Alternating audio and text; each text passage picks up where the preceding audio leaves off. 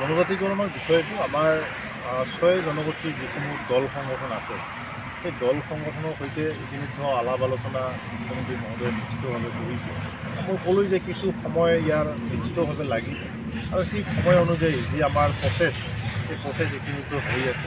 মই কৈছোঁ যে নিৰ্বাচনৰ আগমুহূৰ্ততে হওক, নিৰ্বাচনৰ পিছ মুহূৰ্ততে হওক, পোষ্ট ৰাজনীতিসহ ৬ জনগোষ্ঠীৰ যি জনজাতিকৰণৰ সমাধানৰ সূত্ৰ ইতিমধ্যে মুখ্যমন্ত্ৰী মহোদয় তথা আমাৰ মন্ত্ৰী গোটে খুব সুন্দৰ সমাধান সূত্ৰ উলিয়াই প্ৰতিবেদন ইতিমধ্যে দাখিল কৰিছে। মই ভাবোঁ যে জনজাতিকৰণ নিৰ্বাচনৰ আগতে হওক, নিৰ্বাচনৰ পিছতে হওক, সমস্যাটো সমাধান নিশ্চিতভাৱে হ'ব।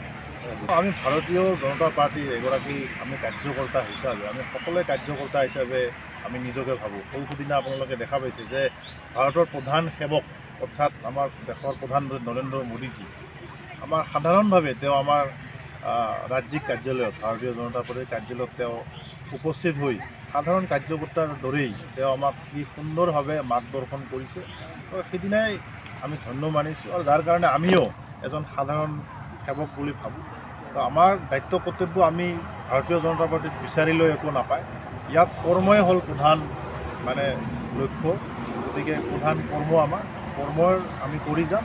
ফল নিশ্চিতভাৱে আমাৰ ভাৰতীয় জনতা পাৰ্টীৰ ৰাজ্যিক বিজেপি আছে, মাননীয় সভাপতি মহোদয় আছে, মুখ্যমন্ত্ৰী মহোদয় আছে, তেখেতসকলে বিবেচনা কৰিব আৰু আমাক যি দায়িত্ব অৰ্পণ কৰিব সেই দায়িত্ব আমি পালন কৰি যাম।